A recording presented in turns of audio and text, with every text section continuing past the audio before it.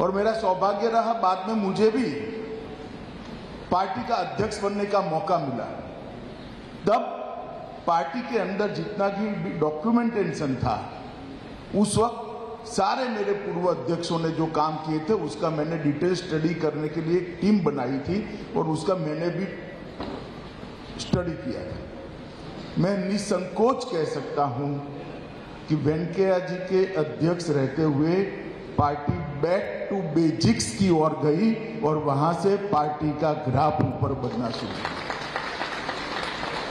राजनीति के अंदर कोई भी विचारधारा के आधार पर जब पार्टी बनती है तब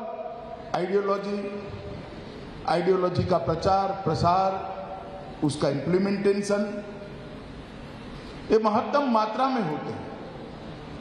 मगर जब राजनीतिक दल होता है तो अनेक प्रकार के उतार चढ़ाव से राजनीतिक दल को आगे बढ़ना पड़ता है और जाने अनजाने में किसी का ऐसा उद्देश्य नहीं होता, मगर कभी न कभी पार्टी अपने रास्ते से थोड़ी इधर उधर होनी पड़ती है, क्योंकि फ्लेक्सिबिलिटी नहीं है तो पार्टी टिकती भी नहीं। परंतु वेंकैया जी के समय पर जो मैंने कहा बैक टू बेसिक्स, ये वेंकैया जी के समय पर पार्टी ने फील किया। राष्ट्रीय अध्यक्ष का दौरा कैसा हो, राष्ट्रीय अध्यक्ष की अध्यक्षता में कार्यालय कैसे चले, घर से कार्यालय नहीं चलेगा, कार्यालय में से कार्यालय चलेगा। 9 बजे वेंकैया जी का खौफ होता था, स्वयं वेंकैया जी 9 बजे कार्यालय पर आ जाते थे। इतने डिसिप्लिन तरीके से उन्होंने पार्टी को आगे बढ़ाने का प्रयास किया और उस वक्त बड़ा कठिन काल था पार्टी।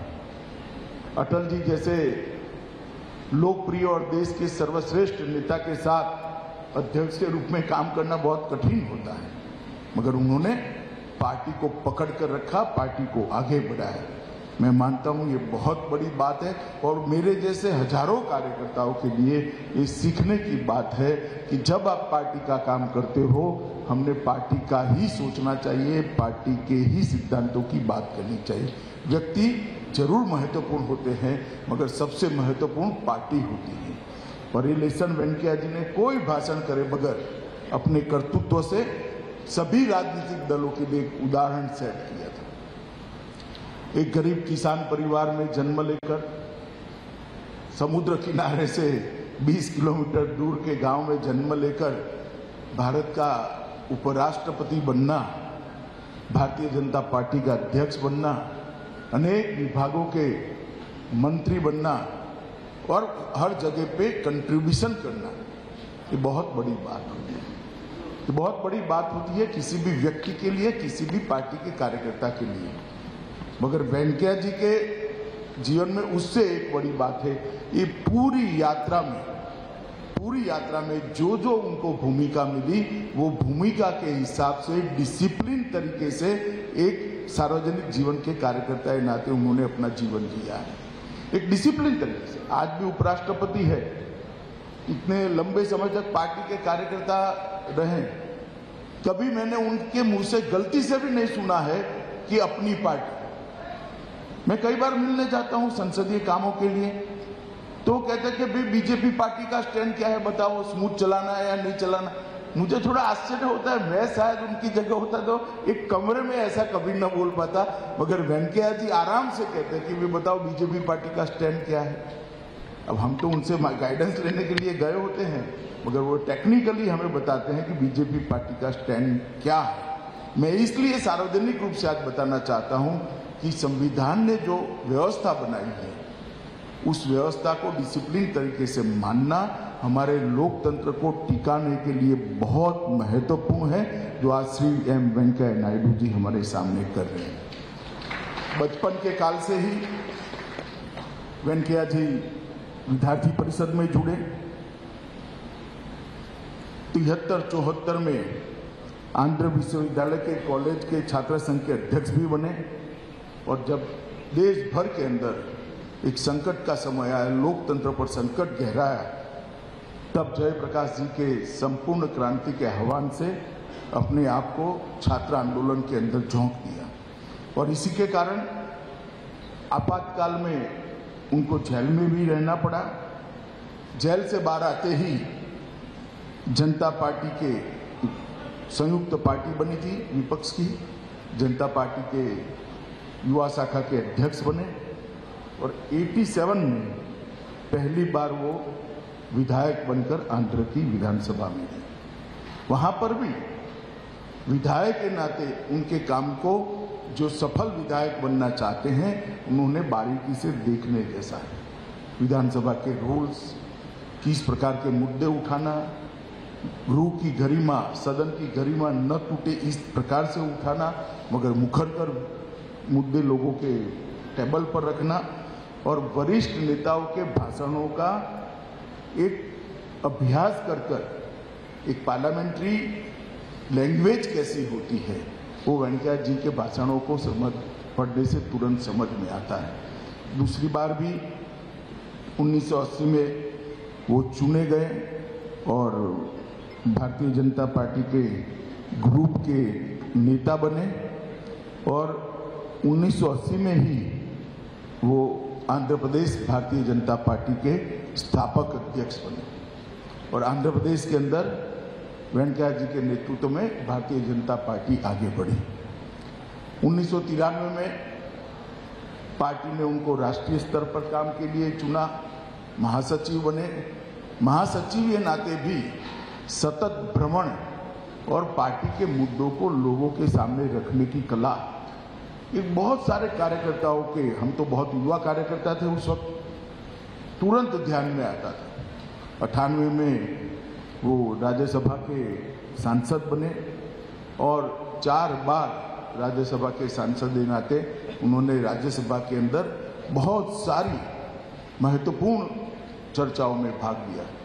जब अटल जी की सरकार में मंत्री बनने का मौका आया, तब उन्होंने स्वयं ग्रामीण विकास की मंत्रालय के लिए अटल जी से बात करी थी। ये भारत के गांव के प्रति वेंकैया जी का जो लगाव है वो बताता है कि ग्रामीण भारत का विकास करने के लिए ग्रामीण विकास मंत्री बनकर किस प्रकार से वो कंट्रीब्यूट कर सकते हैं। और 11 से 14 तक आपदा प्रबंधन पर संसदीय फोरम के उपाध्यक्ष भी रहे हैं और कई सारे डिपार्टमेंट, उन्हें पार्लियामेंट्री अफेयर्स हो, अर्बन डेवलपमेंट हो, ग्रामीण विकास हो, ये सारे डिपार्टमेंट उन्होंने बहुत अच्छे तरह से उन्होंने संभाले हैं। और आज भी जब भी मिलते हैं तब उनके अंदर किसानों के लिए छटपटाहट जो है वो छिप नहीं सकती, वो सरफेस पर आ जाती है। किसानों के लिए क्या करना चाहिए, सरकार क्या कर रही है, नीचे तक पहुंच रहा है या नहीं पहुंच रहा है, ग्रामीण विकास के लिए क्या कर रहा है, उसकी बहुत अच्छे तरीके से वो मीमांसा भी करते हैं और जानकारी से अपने आप को अपडेट भी करते हैं। वेंकैया जी उनके वन लाइनरों के लिए बहुत प्रसिद्ध है। मुझे आंध्र प्रदेश के कार्यकर्ता के उन्होंने पुराने जीवन का एक वन लाइनर कहा था जो उनके समकक्ष थे उस वक्त, कि वेंकैया जी जब 370 के लिए आंदोलन कर रहे थे उनकी युवा अवस्था में, तब प्रोफेसर ने कहा कि कश्मीर कभी देखा है, और अगर कश्मीर नहीं देखा है तो काहे को यहाँ आंदोलन कर रहे हो। वेंकैया जी ने फटाक से कहा था, आपकी एक आंख ने दूसरी आंख देखी है क्या, मगर ये आंख फोड़ देंगे तो इस आंख को दर्द होगा या नहीं होगा। ऐसा उस जमाने में युवा अवस्था में जवाब देना बहुत बड़ी बात है। और परमात्मा की कृपा देखिए, जिस युवा वेंकैया नायडू ने 370 के लिए आंदोलन करा था राज्यसभा में, 370 का बिल मैंने ही पायलट किया था, सबसे पहले राज्यसभा में रखा था, और जब राज्यसभा में मैं बिल रख कर गया तो श्री वेंकैया नायडू जी भारत के उपराष्ट्रपति और राज्यसभा के चेयरमैन। ईश्वर भी जो व्यक्ति की लगन होती है इसको कभी न कभी देखता है और ऐसे मौके भी ईश्वर देता है। और आज राज्यसभा के चेयरमैन के नाते वेंकैया जी और उपराष्ट्रपति के नाते वेंकैया जी एक आदर्श कस्टोडियन ऑफ कॉन्स्टिट्यूशन कैसा हो सकता है, कॉन्स्टिट्यूशन में जो उपराष्ट्रपति महोदय के लिए भूमिका बताई गई है इसका आदर्श निर्वहन कैसे हो सकता है, इसका एग्जाम्पल वेंकैया जी सेट कर रहे हैं। पूरा जीवन परिवारवाद के खिलाफ उन्होंने ढेर सारी शिरकतें कर भारत के लोकतंत्र को स्वस्थ रखने का प्रयास किया। मित्रों, आज मैं वेंकैया जी ने मुझे, दीपा जी ने एक बार संदेश किया, मैंने तुरंत हाँ इसलिए बोला था क्योंकि मैं नेल्लोर आना भी चाहता था और वेंकैया जी के बारे में 2 शब्द नेल्लोर के लोगों के सामने बात भी करना चाहता था। आज दीपा जी के साथ महामहिम उपराष्ट्रपति जी भी थे। पूरे परिसर का मैंने बहुत ध्यान से दौरा किया है, पूरे परिसर को देखा है। एक अपने नेटिव के अंदर इतने बड़े स्तर पर देश की व्यवस्था में कंट्रीब्यूट करने वाला व्यक्ति अपने नेटिव के लिए एक छोटी सी गतिविधि से बढ़कर वटवृक्ष बनाकर किस प्रकार से अपनी मातृभूमि की, अपने गांव की सेवा कर सकता है, इससे बड़ा कोई उदाहरण नहीं हो सकता है। जब ये 20 साल पहले शुरू किया होगा तब कल्पना भी नहीं होगी कि जुड़ते इतना सारा जुड़ जाएगा। कोई एक्टिविटी बाकी नहीं है। मैं बारीकी से देख रहा था, ये है, समय कम है, ऊपर नहीं जाएंगे, मगर कोई भी गतिविधि बाकी नहीं है। और सभी गतिविधि के केंद्र में किसान हैं, युवा हैं, महिलाएं हैं और विद्यार्थी, जिनको सबसे ज्यादा जरूरत है। वो सभी तबकों को दीपा जी ने बड़े खंत से ट्रस्ट की गतिविधियों के साथ जोड़ा है। और सबसे बड़ी बात है, भारत के सार्वजनिक जीवन में जो लोग ट्रस्ट चलाते हैं उनके लिए 1 पैसा भी सरकारी ग्रांट वेंकैया जी ने अपने ट्रस्ट के लिए नहीं दिया है।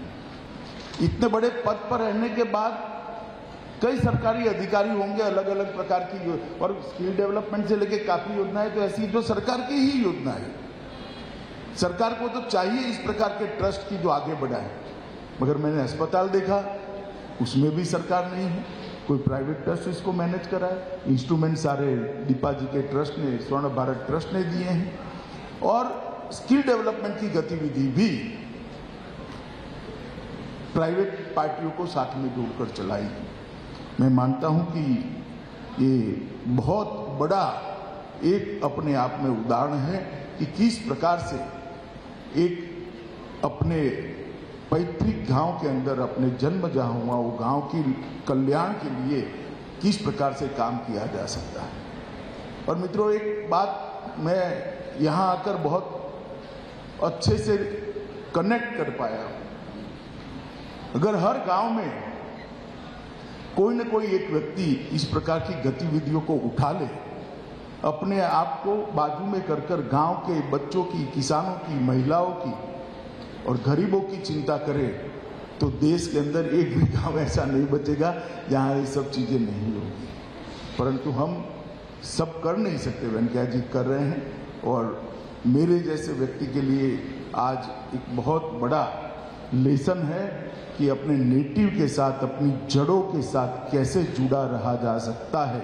इसका एक आइडियल एग्जाम्पल इस स्वर्ण भारत ट्रस्ट है। और